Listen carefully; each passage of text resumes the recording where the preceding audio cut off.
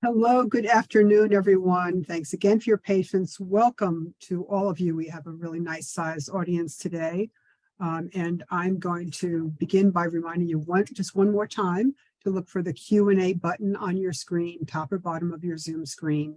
And that will be where you can enter your questions at any time during the program. We'll get to all of those at the end. So my name is Eileen McIntyre. Good afternoon. We are always proud to present these programs to you, and I'm very proud to be a member of the board of the Hingham Historical Society. It continues to be my honor to head up the education committee, hardworking committee of volunteers that brings you our annual lecture series. Thanks to all of the members of the committee and to society staff for all the behind the scenes work that goes on to present these programs.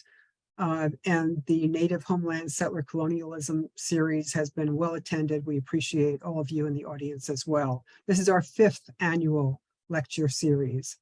Before I introduce our speaker, I do have a few items to share about the upcoming Hingham historical events on behalf of Deidre Anderson, our executive director. First of all, on Friday and Saturday of this week, the Society will be hosting a tag sale from 11 a.m. to 1 p.m. This will be taking place at the Annex behind the Old Ordinary, which is at 21 Lincoln Street. And there'll be more information available from the Society if you're curious about what this tag sale is all about. Should be a lot of fun. On Wednesday, April 12th, we will host our 109th annual meeting as the Hingham Historical Society. This meeting will be held at the Hingham Heritage Museum. At the meeting, we will nominate and elect officers and directors. We will say farewell to outgoing directors and present our annual volunteer service and historic preservation awards. All active members in the Society are eligible to vote. And if you have questions about your membership status, please contact the Society. Finally, our walking tours of downtown Hingham resume this month. So feel free to invite a friend and join us for a 1-hour walking tour of historic downtown Hingham on Thursdays or Fridays at 1 p.m. Information about that is on our website.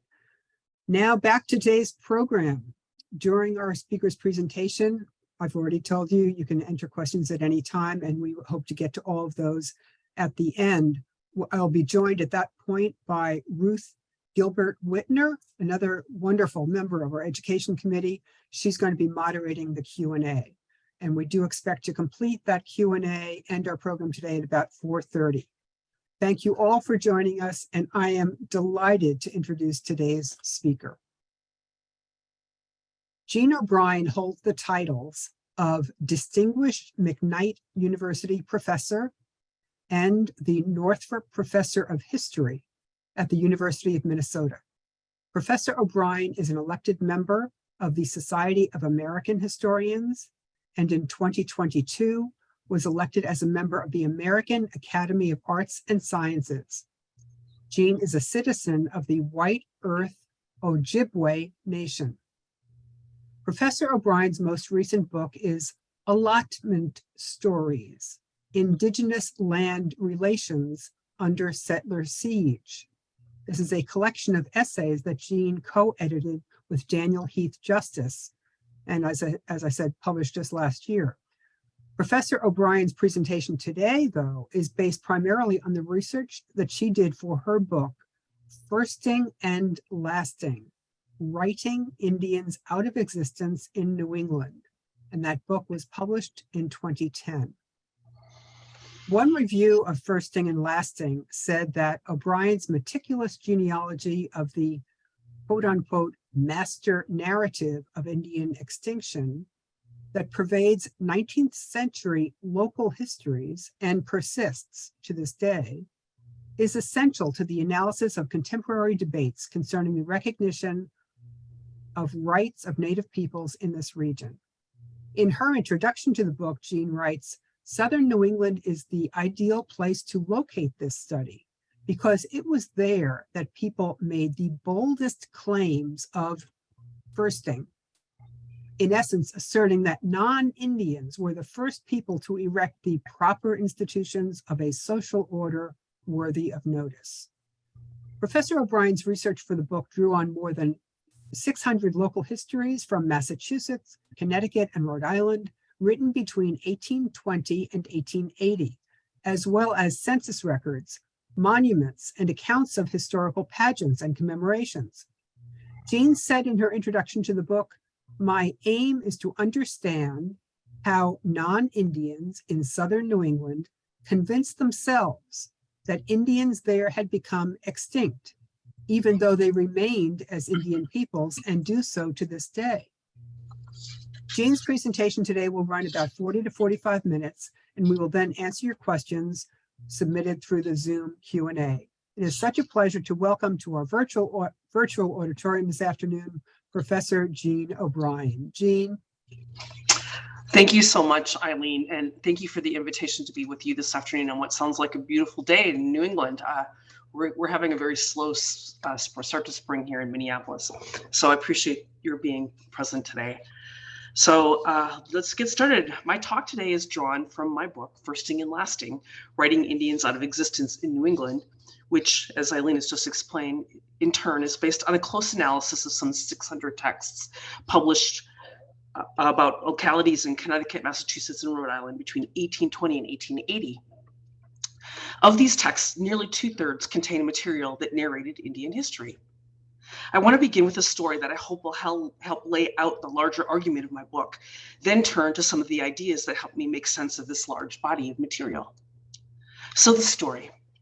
On June 3rd, 1856, Emory Washburn, educated in the law at Harvard and fresh off a brief term as governor of the Commonwealth of Massachusetts, stood to address the people of Bridgewater, Massachusetts on the 200th anniversary of its legal incorporation. They were gathered, he proclaimed, to lay the offerings of cherished memories and honest pride upon altars which our fathers reared here in years that are past, unquote. Washburn's account participated in a robust tradition of Southern New England ancestor worship, and it grounded that story locally.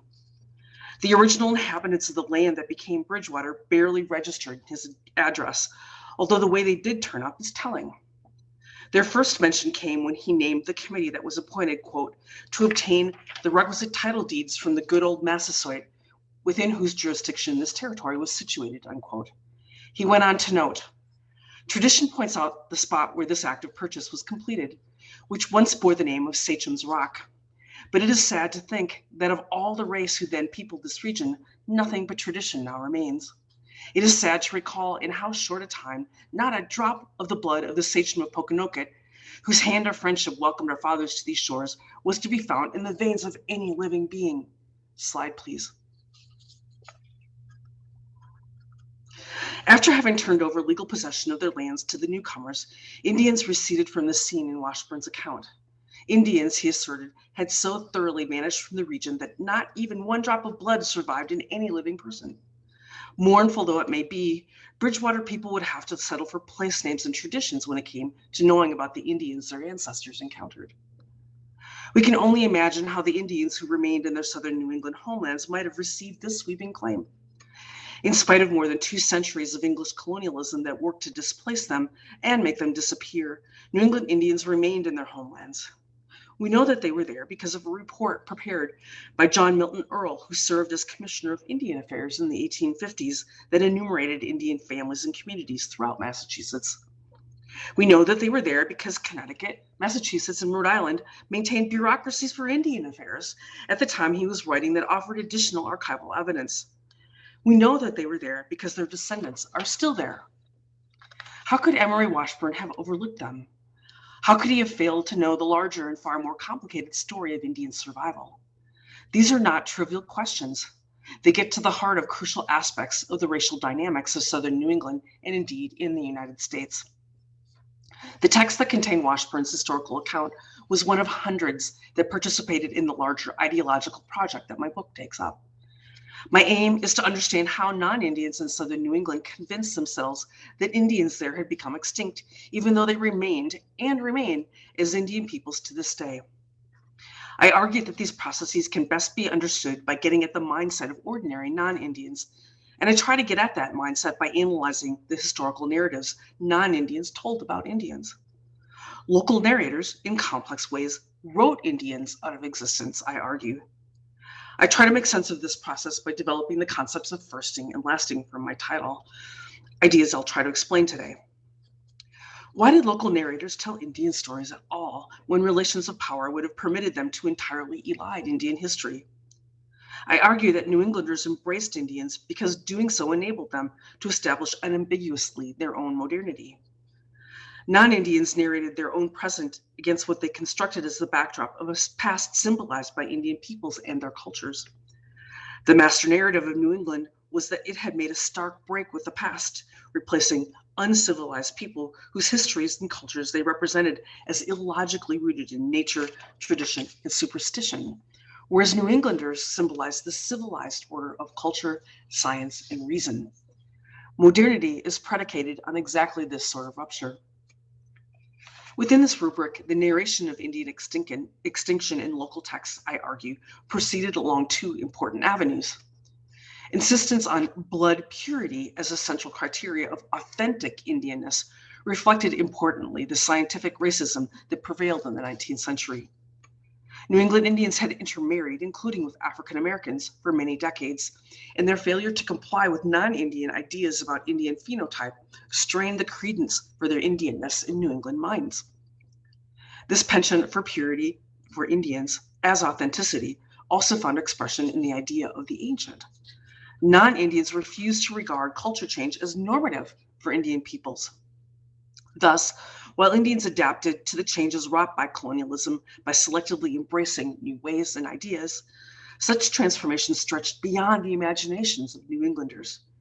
Indians could only be ancients, and refusal to behave as such rendered Indians inauthentic in their minds. Indians, then, can never be modern. These ideas provided fertile ground for the idea of Indian extinction, a mythology that obliterated the fact of Indian survival and fostered the dominant ideology about racial formation in 19th century New England, and informed a developing national ideology about Indians. In the process of asserting their modernity, local writers worked mightily to root the New English social order deeply. In effect, they claimed to be the first people who established cultures and institutions worthy of notice, thereby subtly declaring the invalidity of Indian ways of life. Indians served the larger storyline of establishing the primacy of the New English social order. Collectively, the effect of their ideological labor is to appropriate the category Indigenous away from Indians and for themselves. They thus subtly argue for the sole legitimacy of New English ways, as the institutions and practices of non-Indians are posited as the epitome of modernity. What I want to do now is to turn to the central arguments of each of the 4 chapters that make up this book, but with particular emphasis on the concepts of firsting and lasting, and offer some illustrations, both narrative and graphic, of those ideas. I begin in my first chapter with firsting. Local texts claim Indian places as their own. How so? And you might be asking yourself, what is firsting and how does it work? Plymouth, Massachusetts offers us the quintessential evidence, as is beautifully illustrated in James Thatcher's History of the Town of Plymouth from its first settlement in 1620 to the present time, with a concise history of the Aborigines of New England and their wars with the English, etc. As the place that could make a generally accepted claim about the primacy in the permanent establishment of New England, Plymouth could boast a plethora of firsts vis-a-vis any other New English place. Some of these firsts could be unique to Plymouth. Where else could a contest ensue over whose was the first foot of the first white person to land in the first permanent English settlement in New England? Descendants of John Alden and Mary Chilton quarreled over the distinction in the 19th century. Thatcher's volume detailed the dramatic event of the first landing and went on to claim that this then is to be considered as the first stepping on the rock of the Pilgrims from the shallop belonging to the Mayflower, and this is the birthday of the nation, unquote, a claim that certainly might have been contested and was by Jamestown, Virginia, 1607, for those of you keeping score. Plymouth, too, could claim the first English child born in New England and could muse over the March 16, 1621 encounter with Samoset, who purportedly greeted the new arrivals, quote, cheeringly in broken English, welcome Englishmen, unquote. Samoset reportedly learned some English from fishermen in what was to be renamed Maine, which calls into question the novelty of this encounter. Thatcher tells us Yeah, I can just stay right there, Eileen, that's perfect. This was the first savage with whom the whites had obtained an interview, unquote, at least in Plymouth. Less amiable encounters ensued later, yet peace with the Indians came to prevail. A map of the Plymouth village in 1832 forms the frontispiece of this volume, on which Watson's Hill is depicted as the place where the first Indian treaty was made, about which more in a moment, and that's what you see on this slide. The stone arch bridge was erected over the town brook in the year 1812 at Spring Hill, precisely at the spot where the colonists had their first interview with Massasoit in 1621. The hill where the station with this train of 60 men appeared was called Strawberry Hill by the first planters, now Watson's Hill, unquote. Other firsts noted by Thatcher included the first Sabbath, first English town built in New England, first offense committed and punished, first prison, first marriage ever solemnized in New England, first record of horses, first division of lands, first church, first pastor of the first church, Ralph Smith, and the first mention of a wharf. You get the idea. Note that many of these firsts, such as first marriages, births, and churches, could be customized by locality and replicated across the landscape of New England so other places could participate in the robust practice of firsting. And they were. But what were they doing? All of these firsts relate in one way or another to the establishment of institutions New Englanders regarded as central to their identity and as essential elements in the modernity of their social order. Whether it be institutionalized religious practice, the implementation of legal codes governing everything from marriage to civil and criminal offenses, economic development, or political establishments, New Englanders scripted themselves as modern people looking to the future, creating order out of chaos and forging modern societies and cultures that broke from the past. This story implicitly argued that Indians and Indian ways could not be acknowledged as legitimate, ongoing, and part of the landscape of the future. So now some illustrations. So next slide, please, Eileen. Here we have an example of one of these texts, the history of Ridgefield, Connecticut, from its first settlement to the present time. They didn't all have this particular format of a name, but many of them did. This was published by Daniel Teller in 1828 in Danbury, Connecticut. And a couple of things I just want to point out about this slide. First is the frontispiece, the residence of J. Howard King, Esquire. Why a framed building? It conveys this idea of permanence, right? That this is a permanent place that English people are building. And I also want to point out, it says President Northrup's library. Well, who's President Northrop? Turns out that President Northrop is Cyrus Northrop from Ridgefield, Connecticut, who was actually the president of the University of Minnesota beginning in 1884. I actually found this book in my university library, which gives you an idea of the reach of these kinds of narratives. They get disseminated everywhere. He went to Yale and then became the president of the University of Minnesota. Next slide. Here we have an illustration, beautiful, of the first congregational meeting house of Natick.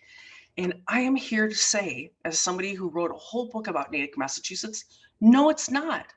The first congregational meeting house of Natick was built in the middle of the 17th century entirely by Native people. So this is a complete erasure of that history. Next slide. Here we have one of my favorite illustrations, the first washing day at Cape Cod. And this is just such an interesting and evocative illustration, I think. You're meant to get the idea that the pilgrims are just landing, right? You can see what's supposed to be the Mayflower in the background, the shallop bringing settlers to shore. They're all dressed up in stereotypic pilgrim costumes, right? And what's the first thing they do? Begin to wash clothes. So interesting, the idea of cleanliness out of filth, right? And that they potentially have to stand guard over this process because of Indians, right? Next slide.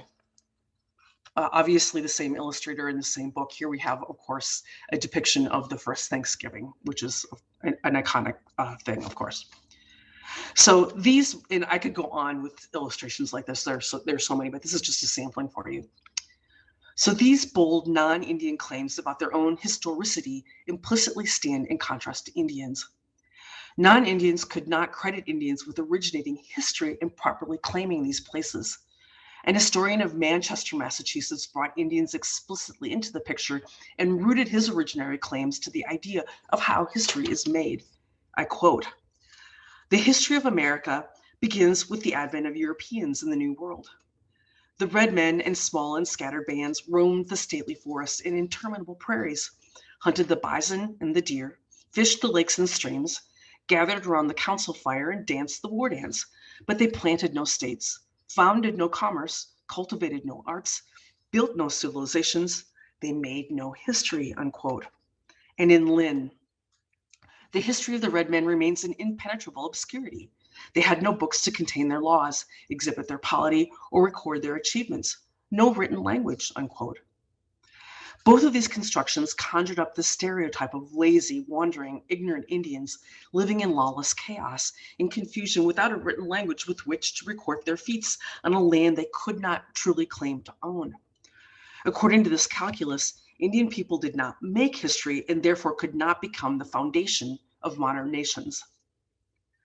These notions about origins called into being a peculiar phenomena that I call famous first Indians.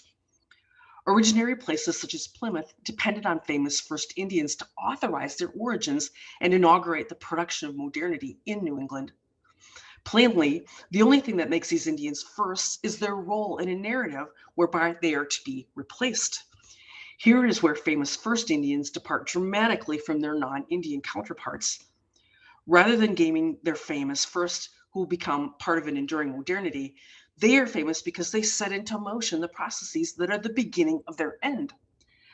Most notable in this respect are Indian leaders who entered into diplomatic relationships with the English, thus authorizing the English presence in Indian homelands.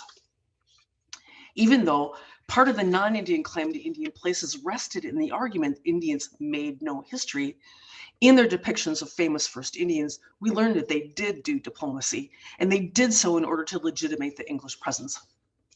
Thus, local histories enshrined iconic Indian figures in their stories of origins, none more so than the trio of Samoset, Massasoit, and Squanto. The life stories of these individuals signify a particular story of colonialism. We learn that on the 16th of March, 1621, quote, much surprise was exhibited by the appearance of an Indian who boldly walked into the rendezvous and cried out cheeringly in broken English, welcome Englishmen, welcome Englishmen. This was Samoset, a Sagamore who had come from Monhegan, district of Maine, where he had learned something of the English tongue from the captains of the fishing vessels on that shore, and he knew by name most of the commanders. This was the first savage with whom the whites had obtained an interview. No incident could have diffused greater joy into the hearts of this disconsolate. He said that the place they now occupy is called Patuxet, and that about 4 years ago, all the natives died of an extraordinary plague, that there were neither man, woman, nor child remaining in the territory of which the English now possessed themselves, unquote.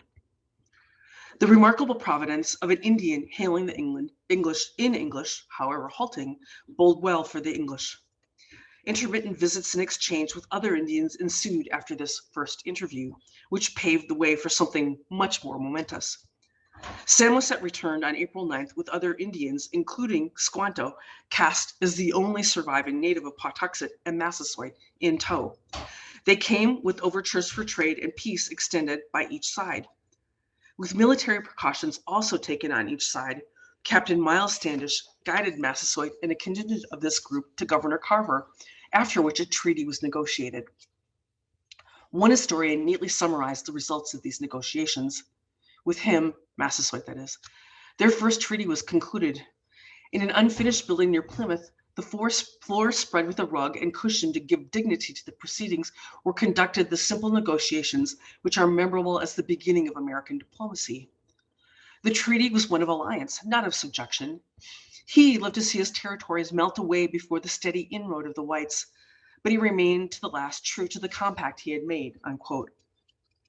Even before a proper building could be finished to dignify the negotiations, the English entered into a treaty of alliance, not subjugation, with the Indians.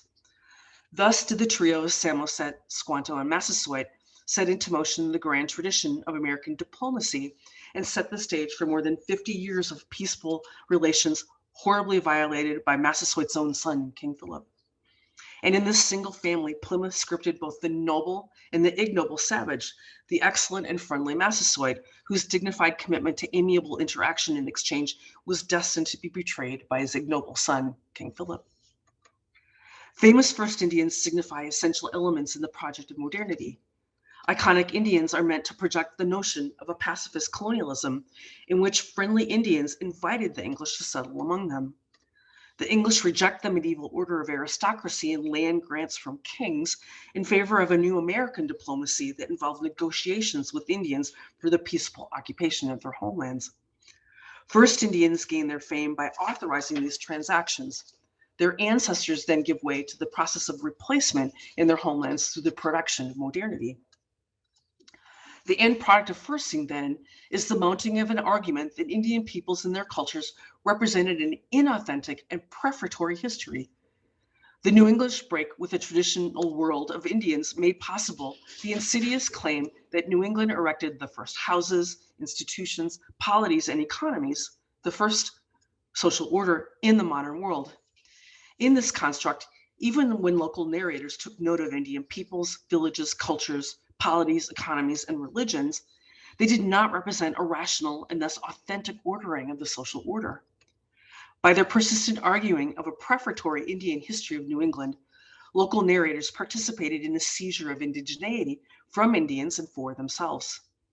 This seizure, in turn, depended upon an insistence that incompatible Indian peoples had disappeared or would do so in the near future.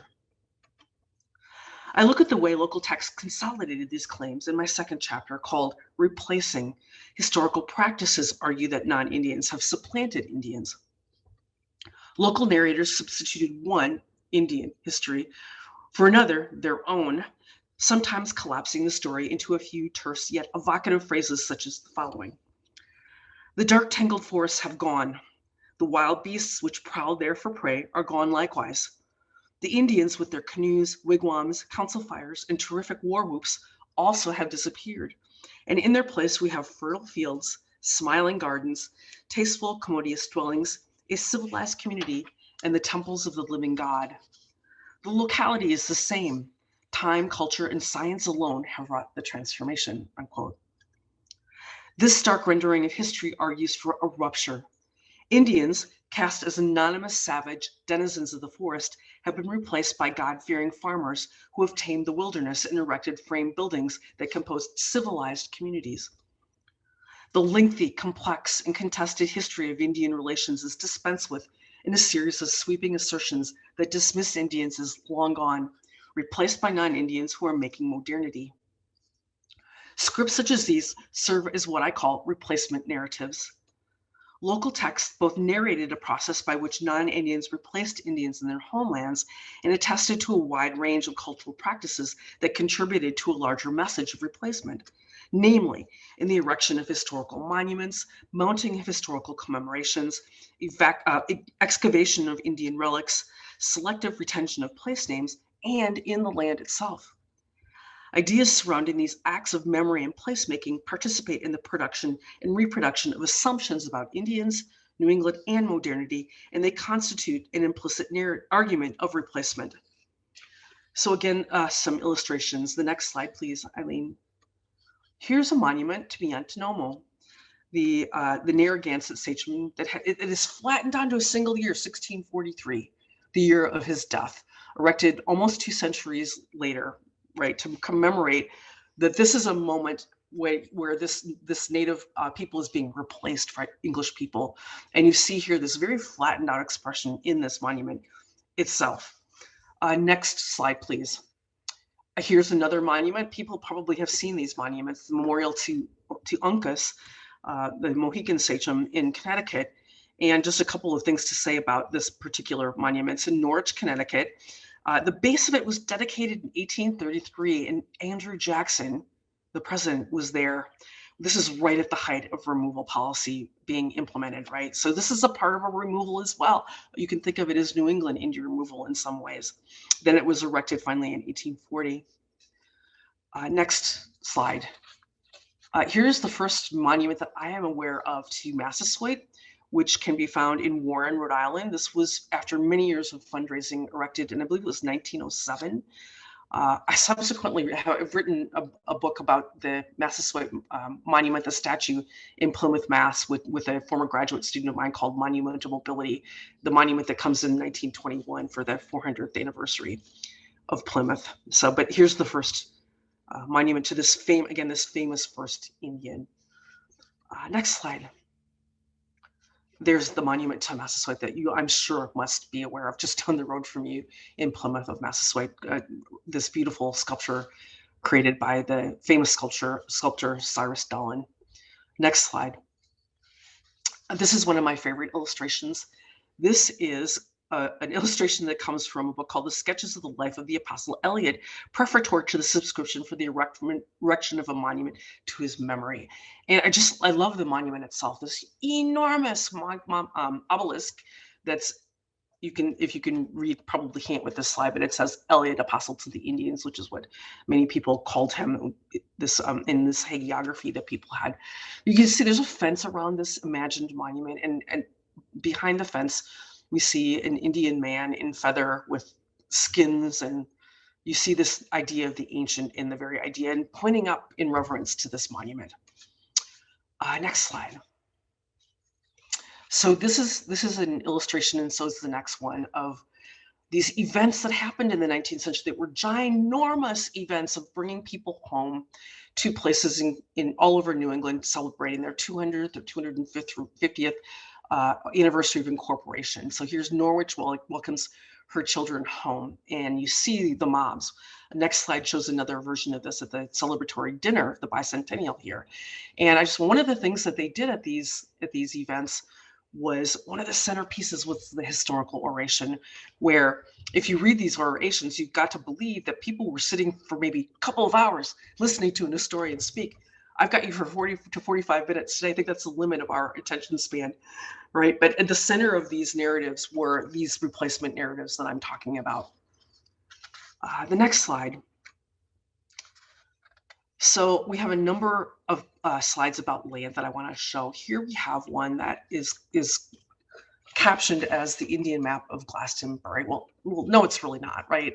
It's a map that's in a book that combines both English names of places as well as interspersing native names. And this is a common practice that argues about Americanizing these places by keeping and retaining selectively native names and titles and commemoration, as well as imposing English words on the landscape. Next slide. Here we have a common practice, which is the facsimile of the deed that authorizes the legal purchase of the land from native peoples. This is from Agawam in 1636. So I believe that is, what is the name of that town? Springfield, Massachusetts. And you can see it. You can see the Indianness of it in the marks that are left by the leaders, the sachems at the very bottom, and also this very difficult script that if you work in 17th and 18th century New England history, you have to figure out how to read, which I had to do in graduate school. Next. Here again, a map illustrative of Indian purchases of ancient Windsor, Connecticut. And one of the things I had to learn as somebody who's from Minnesota is that every inch of land in New England is actually encompassed by the town structure that's imposed there. And so here you have that depicted on this map in this book. But one of the things I believe that it's conveying is the idea that not one square inch of land was seized from native peoples. It was all done through purchases or through treaty or so forth. So it's the legality that's being implied in all this. And then you see the mark at the bottom. Next slide. Okay, here's the cover of my book. And I remember when I got the draft of this, I thought, I don't know, because the actual etching that I wanted on the cover was the next slide. So this is actually Black William selling the haunt to Thomas Dexter for a suit of clothes. This from Lynn, Massachusetts, and it absolutely, in a nutshell, is the replacement narrative, right? We have the well-heeled Englishman handing over a suit of clothes to Black William in furs and long hair, feathers, bow and arrow quiver on his back, with the idea being he's selling his land for this trinket, and then he's going to go away. So that's the gist of that particular chapter. So moving forward, my third chapter is called Lasting. Text purify the landscape of Indians by denying them a place in modernity. Here I show how historical narration implicitly argued that Indians can never be modern because they cannot be the subjects of change, only its victims. This discourse locates Indians in the dim mists of the past, suggesting that culture change and racial mixing make Indians into Indian descendants rather than authentic Indians. Conversely, non-Indian New Englanders reserved to themselves the authorship of recorded time, which is subject to a progress narrative wherein racial mixing and cultural dynamism are asserted as the privilege of whiteness. I call this racial rubric the temporalities of race. This is a way of thinking about race in relation to time, most basically the idea that Indians cannot change and still be considered authentic Indians. In contrast, non-Indians by definition are dynamic and always changing, progressing. This rubric found dramatic expression in the phenomenon of what I call lasting, a rhetorical strategy that asserts the claim that Indians can never be modern as a fact. The practice of lasting helps produce a narrative of progress in historical time for non-Indians, mixture and degeneracy for Indians, and might be seen as juxtaposed with the notion of indelible pollution for African Americans. In these ways, the very practice of historical writing participates in the creation of these temporalities of race. An essential location for lasting is to be found in the complex discourse surrounding blood in these narratives, most starkly in stories about the last full-blooded Indian, to which I now turn. Squanto was the first last Indian, but he was decidedly not the last. Famously representing the peaceful embrace of the English in 1620, Squanto had returned to his homeland following years of slavery in Spain at the hands of Englishman Captain Thomas Hunt. He arrived only to find his village had vanished in the wake of the devastating epidemic of 1616 through 1619 that providentially paved the way for English colonialism. Quote, on the arrival of the Pilgrims at Plymouth in 1620, they found their lot cast within the limits of a deserted Indian country. Of the name of the tribe which inhabited this section, its history, or the causes of its departure, they knew absolutely nothing, unquote. Squanto, claimed to be the quote, sole remaining native of Pawtuxet, unquote, turned up shortly and embarked upon his career as one of the most famous go-betweens in the history of Indian America. Or so the story goes. Although dwarfed in importance by the welcoming diplomat Massasoit in 19th century accounts, Squanto attained the status of an icon in the 20th century as a symbol of virgin land available for the taking and the imminent demise of Indian people who once claimed this land as their homeland. What might be thought of the Squanto motif of lasting found fertile ground in the imagination of 19th century New Englanders, and authors frequently extrapolated its claims across the landscape. And the assertion of lastness took many forms. Some modified their claims by including the locality or tribe of whom they are purported to be the last. Some last Indians, such as Charles Josias, signified the demise of Indians not long after the arrival of the English in the 17th century. He is claimed as the last Indian of Bridgewater, Duxbury, and Roxbury. Likewise, in an address delivered before the Massachusetts Society of Colonial Dames, an historian featured the 17th century Pawtucket Wanalancet as, quote, the last of the sachems of the Merrimack River Indians, unquote. While this assertion does not explicitly argue for extinction, it does suggest the demise of Indian autonomy and the claiming of the end of an Indian polity and way of life. But many other accounts scripted their last Indians as solitary and presumably lonely survivors who somehow managed to maneuver the tricky shoals of English colonialism and find their way into the 19th century, only then to succumb to the inevitable process of replacement. At least one last Indian in New England preceded the famous Last of the Mohicans conjured into extinction by James Fenimore Cooper in his 1826 novel. An 1821 history of Bradford, Massachusetts, concluded its account of what was possibly, quote, a considerable settlement of Indians, unquote, by informing its readers that the last of these who resided here was Papahana, who lived to a great age in a hut near the mouth of Johnson's Creek. The people of the last generation knew him well, unquote. The rich theme of lasting found its place across a broad canvas of cultural expression in the 19th century. The message echoed in historical writing, poetry, theatrical production, portraiture, and other venues. Martha Simons became one of the most famous last Indians of New England. Next slide. According to historian Daniel Ricketson, during the middle and even to the latter part of the last century, a few of the lingering remnants of the once noble possessors of the soil remained, retaining to their last the ancient form of habitation, the wigwam or hut, unquote. He claimed that only Martha Simons remained when he wrote his history in the 1850s, residing in Dartmouth, Massachusetts as, quote, one solitary specimen of a full-blooded native. She's the last of her race, unquote. Her fame attracted the luminary Henry David Thoreau to drop in on Martha Simons, who he called the last full-blooded Indian of New Bedford. He paid her a visit in 1856 and recorded this observation in his journals. To judge from her physiognomy, she might have been King Philip's own daughter, yet she could not speak Indian and knew nothing of her race, unquote. And Martha Simons' fame in the middle of the 19th century also inspired the well-known artist Albert Bierstadt to paint her portrait in 1857, which he entitled Martha Simons, the Last of the Narragansetts, and that's what you're looking at right now. Bierstadt's claim that she represented the last of the Narragansetts in the 1850s is undone. In 1879, in William Cullen Bryant and Sidney Gay's A Popular History of the United States, that features the then still living Esther Kenyon as the last of the royal Narragansetts.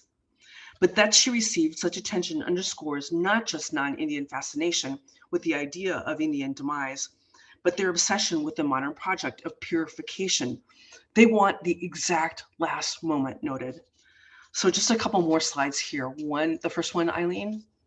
Here's another of those famous last Indians, Eunice Maui, who's Schaghticoke from Connecticut. And then in the next one, Abraham Corey, who's Narragansett. And I really love this illustration. Here he is, very confusingly dressed in a suit with a tie from the time, with kind of unkempt but long hair. He's sitting there barefoot, looking very mournful, which I guess he would be if you were the last one, right?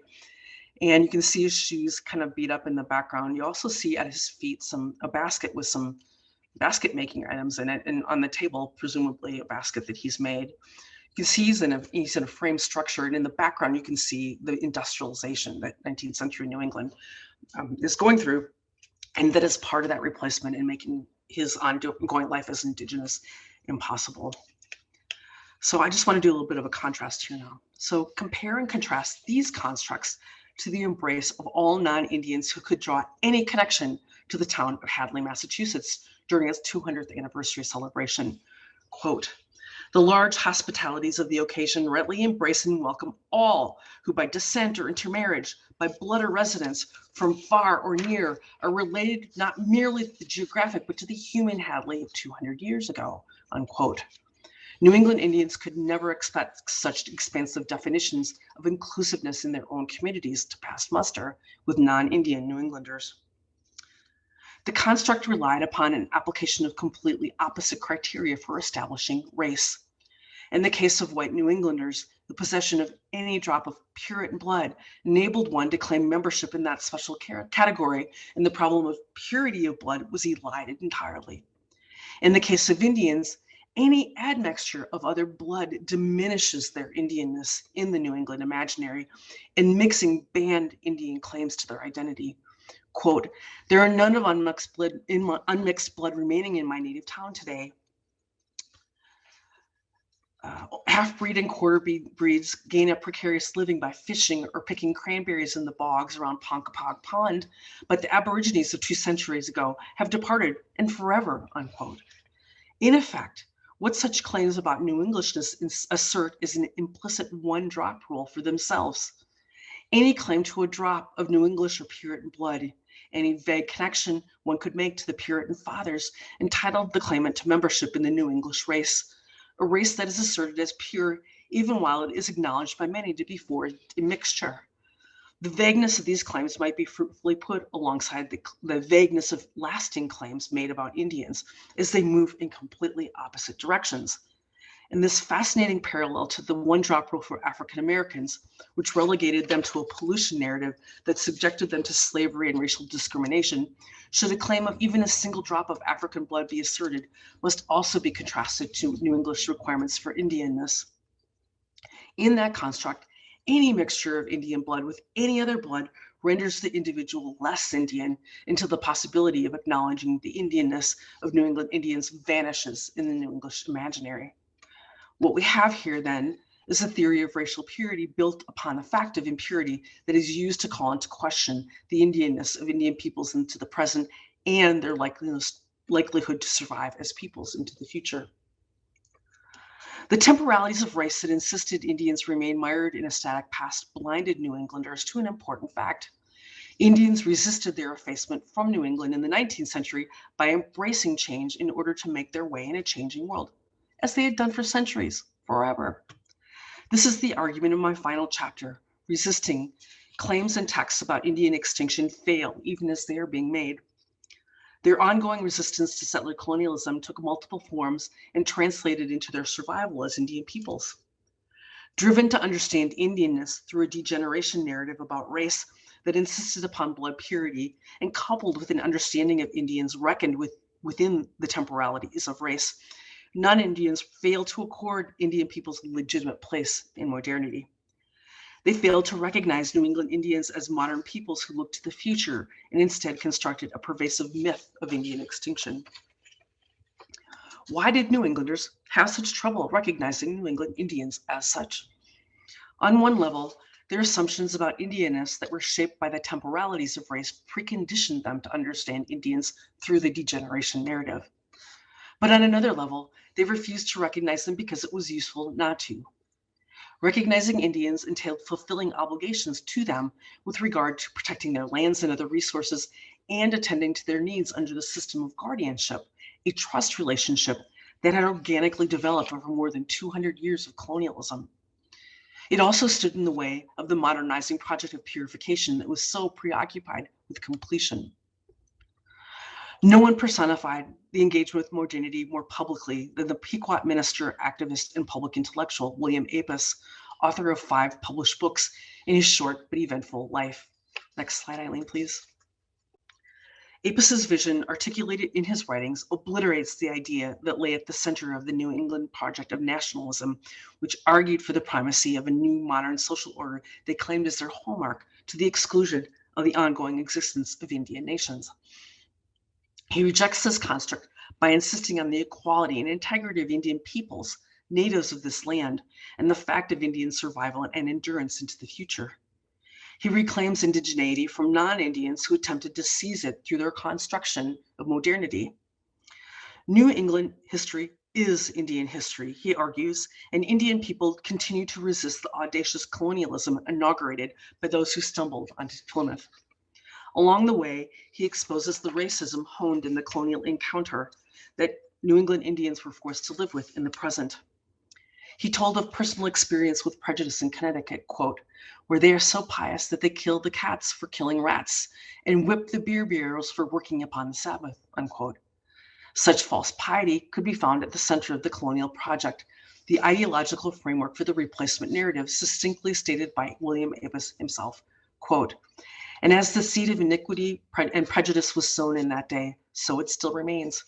And there is a deep-rooted popular opinion in the hearts of many that Indians were made on purpose for destruction, to be driven out by white Christians and they to take their place, unquote. Apis's activism, publications, and public appearances are in and of themselves stunning acts of resistance. The story he tells challenges the notion of a natural break with ancient superstition that clears the way for modernity and points out the violence of the claim. Rather, he emphasizes the habits of superstition and myth-making non-Indians engaged in through their peculiar mode of commemoration that purported to make Indians disappear, a mode he takes up to offer a counter-narrative to English claims in his tour de force eulogy on King Philip. Apis's other writings speak to the ongoing vibrancy of Indian peoples in New England, even as they struggled within the colonial regime. Indians appear as modern people, forging their own dignified lives into the future in spite of the horrors that accompanied their treatment as racial others. His autobiography tells a profound story of Indian survival and resistance that resonates with the longer narrative of dispossession and colonialism in New England. We can draw larger implications about Indian history and survival from the writings of William Apis that, in concert with other evidence of the rich and eventful lives of 19th century New England Indians, undoes the project of purification in the service of modernity. His writings and the proliferating new scholarship that is bringing 19th century New England history to a modern audience allows us to read the official record in a far more nuanced way and to recognize more fully the ways that New England Indian peoples have always claimed New England as theirs. William Apis's eloquent testimonies notwithstanding, non-Indian New Englanders had other ideas. During the 19th century and in dialogue with debates over abolition, citizenship, and racial equality, Connecticut, Massachusetts, and Rhode Island all took measures to officially terminate the recognition of the political status of New England Indian peoples. This debate took place using the discourse of extending citizenship or detribalizing Indians for incorporation of them on an equal basis with all others. In effect, New England pursued what I'll call termination to eliminate the claims that can be made by Indians by virtue of being nations, such as the protection of Indian homelands and so forth. Individual Indians could remain and be recognized as individuals. Such action, in effect, removed Indian survivors, usually cast as colored or mixed or Black, from an Indian nationhood recognized by the state, and subjected them to a narrative that insisted Indian populations were degenerate and disappearing. As everyone present for this talk knows, I hope, the constructs I have been discussing today cannot possibly account for the present-day realities of Indian New England.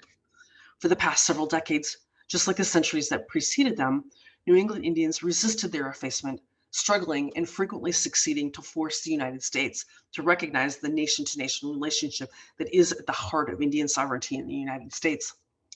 Whether they have yet succeeded or not, they continue to remake themselves as Indian peoples in their homelands and in modernity. More than 500 years of Indian resistance to colonialism suggests that this struggle will not end. Thank you.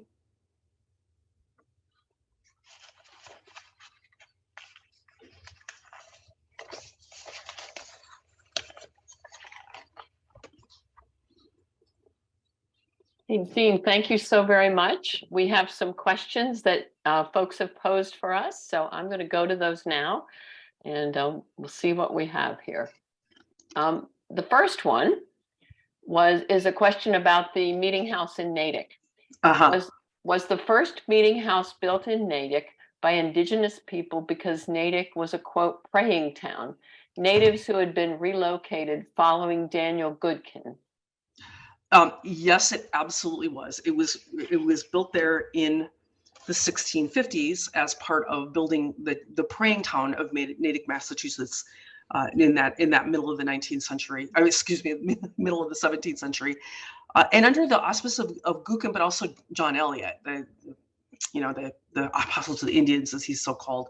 And Natick was one of 14 so-called praying towns that was erected during that period of time. It was, in many ways, the largest and most successful of them, in close proximity, of course, to Cambridge and to Boston at the time.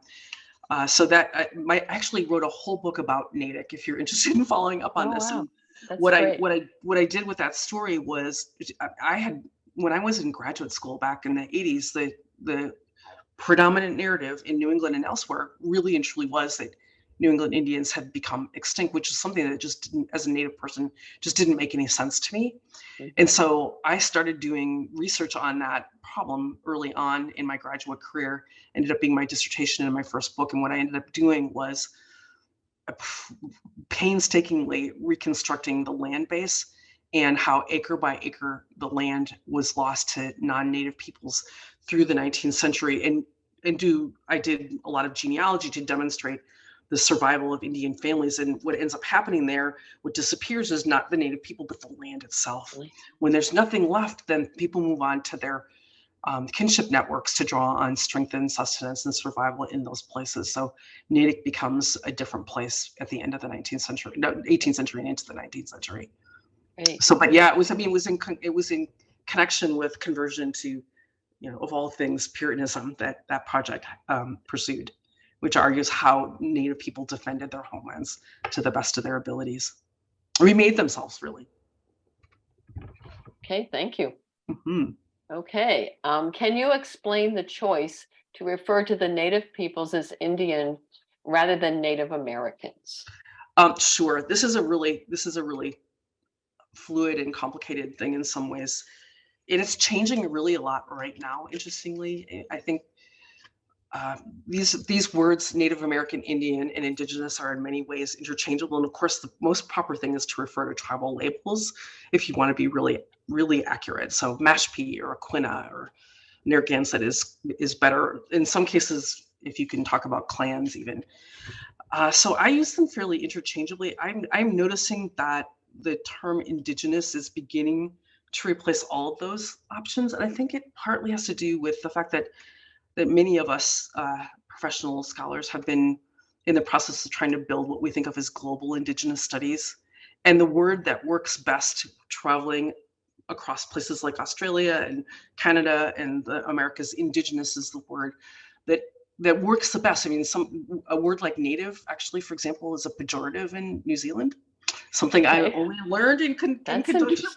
It is really interesting, right? Yeah. Yes. And Aborigine has been a word, or Aboriginal has long been in practice in Canada, and now that's coming to be seen as a pejorative, and people are taking on the word Indigenous or indigeneity more fully. So I probably could go through this talk and replace all of it with just Indigenous. But it shows the history of language as well, the way It does. you did that. So so Indigenous is the word right now. I would say it really is. I'm in the process of actually reminding myself of that a lot of the time, honestly. Okay. Thank you, Jean. Mm-hmm. See what else we have here. What effect has the federal government's involvement in recognizing tribes had on the efforts of Native Americans to claim their continued existence? This is a super complicated situation, as I'm sure many, if not all of you, are aware. It has enabled groups like the Mohican and the Mashantucket Pequot and the Aquinnah, primarily the Narragansett in different ways in the last, since the 70s, really. The Narragansett were the first to get federal recognition in 1977, I think it was, to reestablish or to establish. There goes my cat. Sorry about that. I knew that was going to happen. He was ready to pounce for a long time, so there he was. Anyway, so to assert the nation-to-nation relationship, which is complicated, actually, in all of the 13 original colonies, partly because Indigenous people in those places, by and large, there are exceptions like the Haudenosaunee Confederacy, the Cherokee Nation, didn't have treaties a lot of times with the United States, which becomes the origins of federal recognition for tribes in my neck of the woods in the West, places west of the 13 colonies. And so it was convenient for, there was the state recognition that I allude to and guardianship that happened until around the Civil War, just after the Civil War in New England. And then they eliminate that process with the argument of you can't have different, you have to treat everybody equally. So, but that doesn't mean that the nations go away. So this process begins to emerge either through congressional means or through something that we call the federal recognition process. It has different names at times, to assert that, painstakingly assert that relationship and having to document it in really, really very difficult ways. It's an expensive, long, drug out process, and it doesn't always happen as it ought to. So you have some tribes that are recognized, like the ones I just mentioned, and others in New England who I consider to be native nations who either have not been able to finalize that process of recognition, well, for one reason or another. And there's also just complexity in the terrain of Indigenous relations in general, because of those differential statuses. Yeah, sounds very complicated. It is. Yeah. This is another question. What do you mean by the term modernity? And why do you think that it's important for Indigenous peoples to be, quote, modern? So by modernity, the way it gets used in theory and so forth, it's the idea that modern nations are about progress, about change, about science, about reason, the Enlightenment, all of those kinds of things. That's modernity. That's what makes people always become modern and always be dynamic and changing. So with that idea that comes into place, I mean, it's an ideology, it's just what we live with, right? The way Native people, kind of in general, but certainly in New England, are regarded as backwards.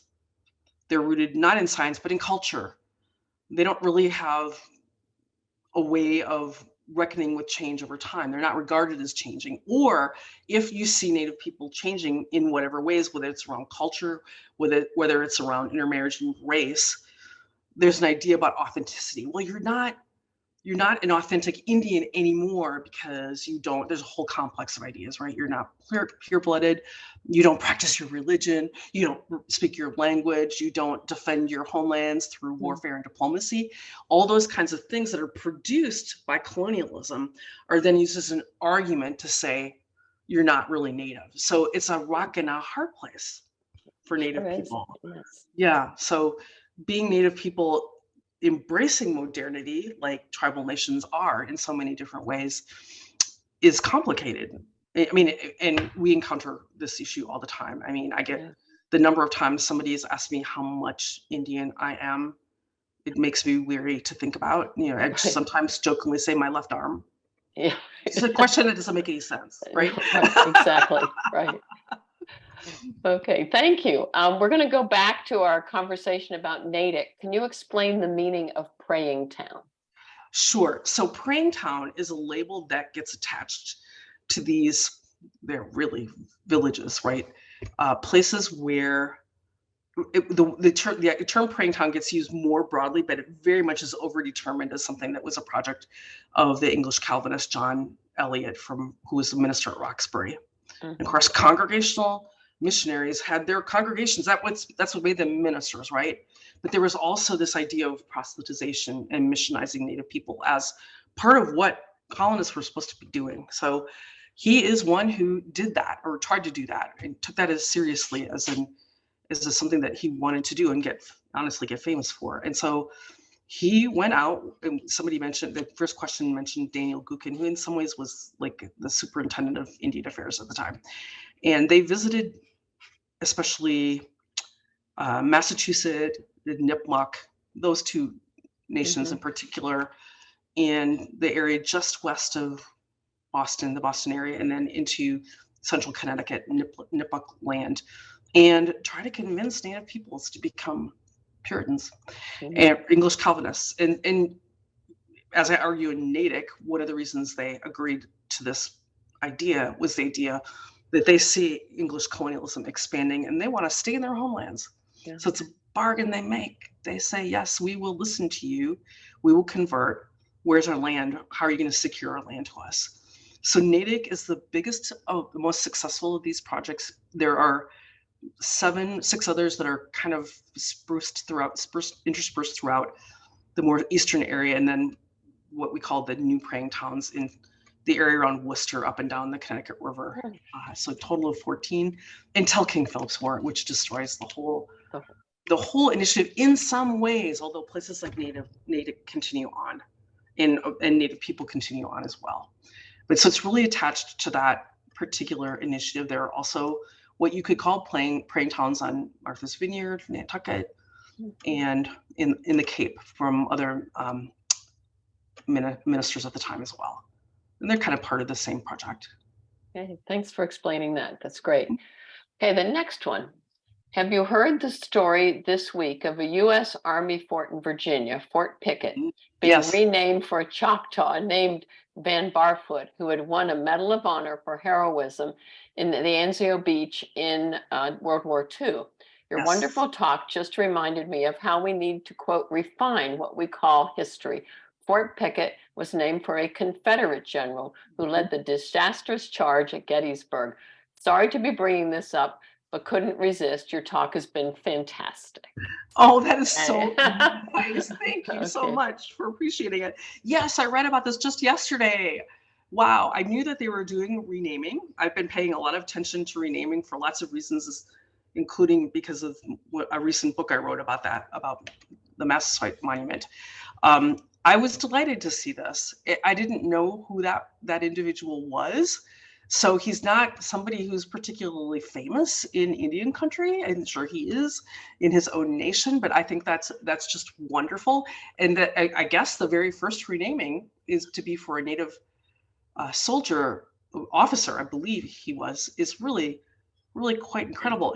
There's this long history of Native service going back all the way to the 17th century, where this is one of the things that Native men did was enlist in the militias, partly as a way to get a living, partly as a way to ally with the English and say, you know, we're here, don't destroy us. Yeah. But Native people, not just men, but women as well, have disproportionately served in every single military war, every big war that we've ever had, including into the present. So it's really fitting. There's also actually a new monument to Native veterans. I don't know if people are aware of this, at the National Museum of the American Indian, that was just dedicated. I think it was last year. So I haven't been there yet, but I hear it's quite nice. So it's fitting. That's great. Thanks for pointing that out. Okay, we have another question, Jean. Thank you for a fascinating and clear presentation. Would you say that the pattern seen in New England in terms of domination and obliteration has been the rule throughout the world in history? Are there any exceptions? So I think it is what colonialism wants. We talk these days about something that we call the settler colonialism, which we argue is a structure, not an event, that it's ongoing, and that its irreducible element is land and eliminating the native presence. And it's something that you see in many, many places like Canada, like New Zealand, like Australia. People argue, could you use that way of thinking about things in Latin America, where lots and lots of Indigenous people continue to be identified and identify as Indigenous? It's not quite, doesn't unfold in quite the same way, but certainly there's a lot of traction to this effort to eliminate. And of course, Native peoples resist it. And that this is how we end up with our present day situation, where we are in the United States, 574 federally recognized tribes, which doesn't embrace the situation in Hawaii or the territories. So it's even more and bigger and more complicated than that. In some places, it's easier to say, look, this is succeeded. Places of removal, like Ohio, where more than even in a place like North Carolina, removal policy is really effective in literally removing people to what was at the time Indian territory. Less successful in a place like Minnesota, where we're here and pretty obvious. So we have 11 federally recognized tribes in a very large urban community that will not be ignored here in Minneapolis. That ends our questions. So thank you so very much for your wonderful answers and thoughtful presentation. We've really appreciated having you a part of this lecture series. Thank you so much. And I'll turn it to, go ahead. Yes. I want to thank you so much for having me, and for all of you for taking time on what sounds like, again, a beautiful New England spring day. We need them so badly right now, right? Well, we're glad we get another hour of light now too, which yes, makes it much better. Absolutely. Right. Let me add my thanks, Jean, and I want the audience to understand with all of our speakers, but certainly with you, that this has been a process, and we've engaged with you multiple times leading up to this. So appreciate all of that preparatory work. I also want to thank our audience for your attention and your terrific questions, as Ruth said. I hope you can join us again on April 23rd for our final program in the Native Homelands series. We will be pleased then to welcome in person our speaker, Lisa Brooks, a professor at Amherst College. Her topic is A New History of King Philip's War. Professor Brooks will join us at the Hingham Heritage Museum, and as always, the program also will be available live via Zoom. If you don't have a ticket, check our website, hinghamhistorical.org. That concludes today's program. Can I say something? Can I just give a plug? Lisa Brooks is amazing, and you are so fortunate to have her in person. I wish I could be there with you. Say hello to her. Thank you. And I have to say, as these programs, as these lecture series come together, we often get advice from the people that we reach out to. And Jean was one of those people who said, you must get Lisa Brooks, but she was not alone. So we are, yes, definitely delighted. Lisa's been on a sabbatical for the past several months, and she's joining us during that time. So I know it's important. She's likely working on another book. So that it should be terrific. And thank you again, Jean, for that endorsement, because we are all looking forward to hearing this new perspective that Lisa will share with us. So that I'm going to conclude the recording. Anything else you have to say, Jean, before we leave you? Oh, just thank you so much for your time and attention. And if anyone is interested in reading more, this is just a fabulous book, and really deals with some very complicated topics that you heard about today. And we have copies of it at the bookstore at Hingham Historical. So Thank maybe you. when you come in for Lisa's lecture, you can pick up a copy of Jean's book as well. Thank you all and have a good Okay, afternoon. good. Get out in some sunshine while it's still here. Okay, Thank you. thank All you. right. Bye-bye. Bye-bye, everyone.